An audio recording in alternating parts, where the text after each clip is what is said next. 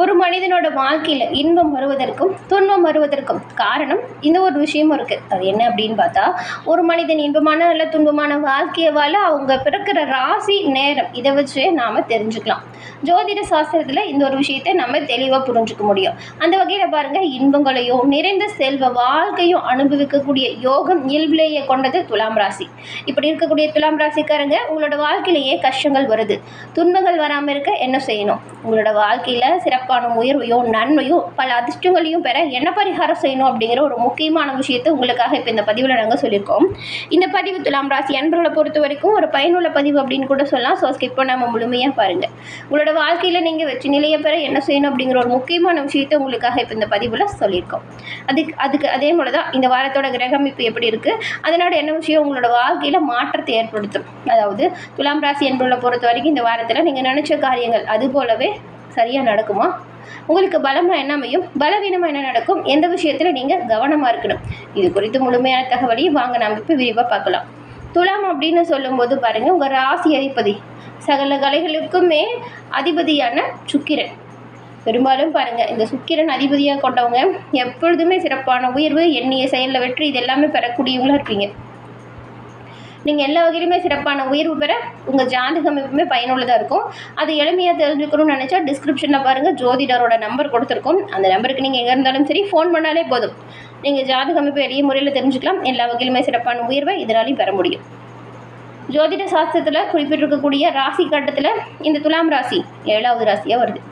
இந்த ராசியோடைய அதிபதி இன்பங்களுக்கு காரணமாக இருக்கக்கூடிய சுக்கிர பகவான்.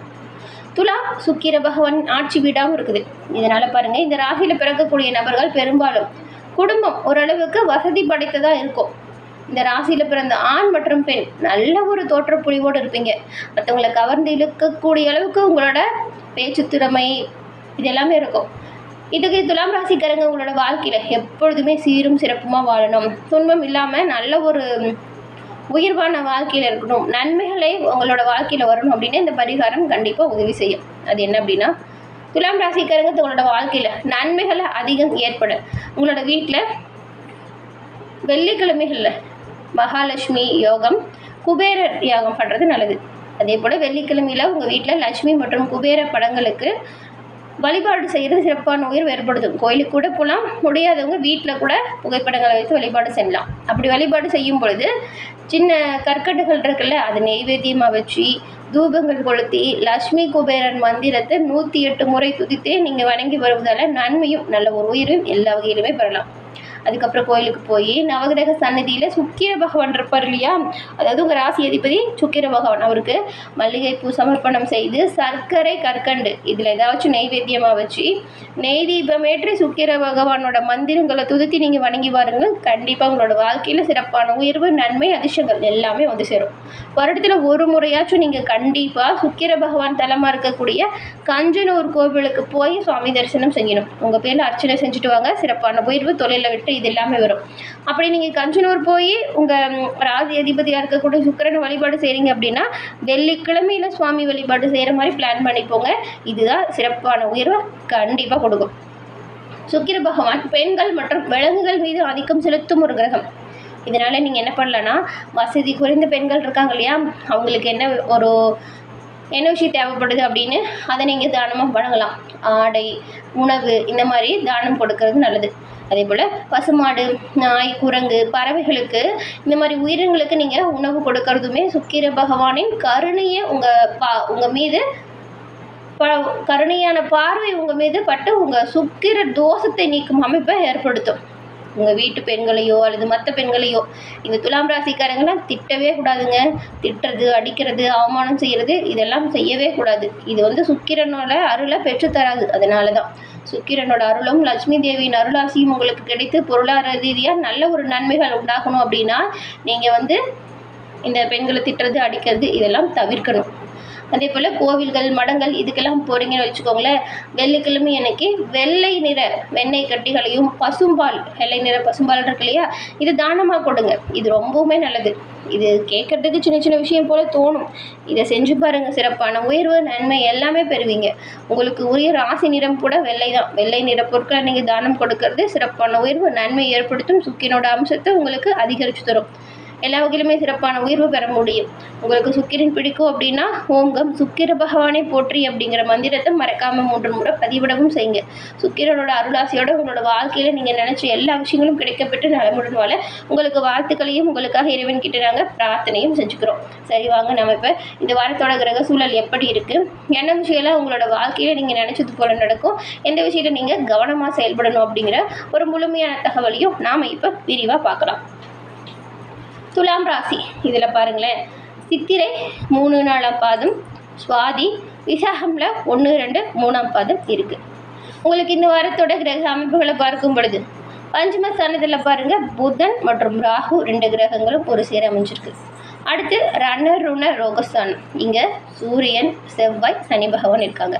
அடுத்து கலசஸ்தானம், இந்த இடத்துல சுக்கிரனும், பாக்கியஸ்தானத்தில் குரு பகவானும், லாபஸ்தானத்தில் பாருங்கள் கேது பகவானும் இருக்கார். சைன போகஸ்தானத்தில் சந்திரனும் அமர்ந்திருக்கிறாரு. இந்த ஒரு கிரக சூழல் இந்த வாரம் உருவாகி இருக்கு. இந்த சூழலை பார்க்கும் பொழுது பெரும்பாலும் பாருங்களேன், இந்த வாரம் அப்படிங்கிறது உங்களோட விருப்பத்திற்கு மாறான சில காரியங்கள் நடக்கக்கூடிய அமைப்பு உண்டாகுது. கவனமாக இருங்க. இந்த ஒரு சூழலில் மனக்குழப்பம் வரலாம், எச்சரிக்கையாக இருக்கணும். உங்களோட பொருட்களை ரொம்பவுமே கவனமாக பார்த்துக்கணும். அடுத்தவங்க கிட்ட தேவையில்லாமல் சில்லறை சண்டைகள் ஏற்படலாம். சில்லறை சண்டைகளும் பெரிய சண்டையோ வாக்குவாதம் தவிர்ங்க. சண்டை சச்சுரவுகளில் ஈடுபடாமல் இருக்கிறது நல்லது. உடல் ஆரோக்கியத்தை பொறுத்த வரைக்கும் வயிறு தொடர்பான பிரச்சனை, வயிறு தொடர்பான நோய் நொடி வரலாம். உணவு வழக்கத்தில் எச்சரிக்கையாக இருக்கிறது நல்லது. பண வரத்துமே நல்லா இருக்கு, ஆனால் பண விஷயத்துலையுமே நீங்கள் எச்சரிக்கையாக தான் இருக்கணும். கொடுக்கல் வாங்கலில் ஈடுபடும் பொழுது கவனமாக இருக்கணும். இந்த வாரம் நீங்கள் மேற்கொள்ளக்கூடிய பயணங்கள் உங்களுக்கு மகிழ்ச்சி தருவதாக இருக்கும். தொழில் வியாபாரத்தில் ஈடுபட்டு இருக்கிறவங்க கடுமையாக உழைக்க வேண்டிய சூழல் உருவாகுது. அப்படி கடுமையாக நீங்கள் உழைச்சிங்கன்னா எதிர்பார்த்தபடி எல்லாமே நல்லதாக நடக்கும். அதே போல் பழைய பாக்கிகளுமே இந்த காலகட்டத்தில் வசூலாகும். வராத கடனும் வந்து சேரும் அமைப்பு உண்டாகுது. இந்த வாரத்தை பொறுத்த வரைக்கும் துலாம் ராசி அன்பர்கள் கவனமாக முன்னெச்சரிக்கையாக இருக்கணும். வாக்குவாதம் செய்யாமல் விட்டு கொடுத்து அனுசரித்து போகிறது நல்லதாக இருக்கும். உத்தியோகத்தில் இருக்கிறவங்க சக ஊழியர்கள்கிட்டையுமே தேவையில்லாமல் வீணான வாக்குவாதங்கள் செய்யாதீங்க. வாக்குவாதங்களை தவிர்ப்பது நல்லது. குடும்பத்தில் இருக்கிறவங்களோட செயல்பாடுகள் தேவையில்லாமல் உங்களுக்கு கோபத்தை தூண்டுவது போல தான் இருக்கும். ஆனாலும் அவங்களுக்கு புரிய வைங்க, அனுசரித்து போங்க. கணவன் மனைவிக்கிடையே கருத்து வேறுபாடு ஏற்பட்டு நீங்கள் பிள்ளைங்களோட முன்னேற்றத்துக்காக நீங்கள் பாடுபடக்கூடிய சூழல். பெண்களுக்கு காரிய தடையால் கொஞ்சம் மனக்குழப்பம், இந்த டென்ஷன் இதெல்லாம் வரலாம். பணவரத்து நல்லா இருக்குது. மாணவர்கள் யார்கிட்டையுமே நீங்கள் வீணான வாக்குவாதம் செய்யாமல் அனுசரித்து இருக்கிறது நல்லது. கவனமாக அவங்களோட பாடங்களை படிங்க. வெற்றி வாய்ப்புகளை எல்லா வகையிலுமே பெறலாம். சிறப்பான உயர்வு, நன்மை இதெல்லாம் வேணும்னா பொறுமை கண்டிப்பாக தேவைப்படுது.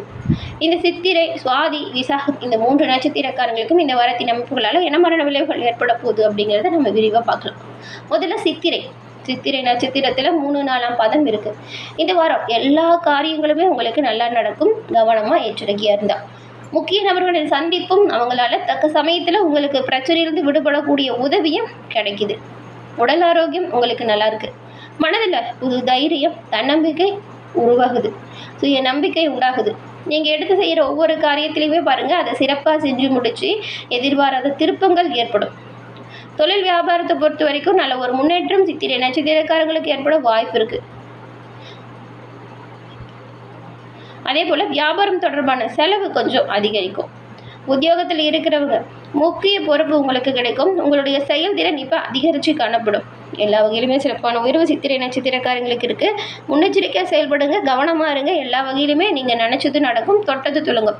சிறப்பான உயர்வு, நன்மை கிடைக்கக்கூடிய காலகட்டமாக சித்திரை நட்சத்திரக்காரங்களுக்கு அமைஞ்சிருக்கு இந்த வாரம். அடுத்து சுவாதி. இந்த வாரம் குடும்பத்தில் சந்தோஷமான சூழல் உருவாகக்கூடிய அமைப்பு உண்டாகுது. பிரிந்து சென்ற குடும்ப உறுப்பினர் உங்களை மீண்டும் வந்து சேரலாம். கணவன் மனைவிக்கிடையே இருந்த மனசாபம் நீங்குது. பிள்ளைகள் கல்வி பற்றின சிந்தனை அதிகரிக்கும். உறவினர் மத்தியில் நல்ல ஒரு மரியாதை அதிகரிக்கும். பெண்களுக்கு எதிர்பாராத சந்திப்பு வரும். திடீர் செலவு வரலாம். முக்கிய பொறுப்புகள் உங்களுக்கு இப்போ கிடைக்கக்கூடும். மாணவர்களை பொறுத்த வரைக்கும் கல்வியில் திருப்தியான நிலை உண்டாகுது. தன்னம்பிக்கை அதிகரிக்கும். காரிய வெற்றி உண்டாகும். இதுவரைக்கும் இருந்த கவலை தீரக்கூடிய அமைப்பும் உருவாகுது. அடுத்து பாருங்கள், விசாகம் 1 2 3ஆம் பாதம் கொண்ட உங்களுக்கு இந்த வாரம் நினைச்ச காரியத்தை செய்து முடிக்கக்கூடிய சூழல் உருவாகுது. பண வசதியுமே சிறப்பாக இருக்குது. தெய்வ சிந்தனை அதிகரிக்கும். வாழ்க்கையில் இருந்த அதிருப்தி நீங்கி ஒரு பிடிப்பு வரும் பாருங்கள். இப்போ எதிர்பார்த்த தகவல் நல்லதாக வந்து சேரும். இடமாற்றம் இந்த வாரம் வரலாம். எதிர்பாராத திடீர் செலவு ஏற்படக்கூடிய வாய்ப்பும் இருக்குது. தொழில் வியாபாரத்தில் கவனமாக இருக்கணும். எதிர்பார்த்த லாபம் கொஞ்சம் குறைச்சலாக இருக்கும். உத்தியோகத்தில் இருக்கிறவங்க கடுமையாக உழைச்சா கண்டிப்பாக நன்மைகளை எல்லா வகையிலும் பெறலாம். எல்லா வகையிலுமே சிறப்பான உயர்வு பெற்று நலமுடன் வாழ உங்களுக்கு வாழ்த்துக்களை தெரிவிச்சுக்கிறோம். நம்ம சேனலை மறக்காமல் சப்ஸ்கிரைப் பண்ணி வச்சு பாருங்கள். உங்கள் நண்பர்களுக்கும் இந்த பதிவு ஷேர் பண்ணுங்கள். அவங்களுக்கு பார்த்து பயன்பெறட்டும்.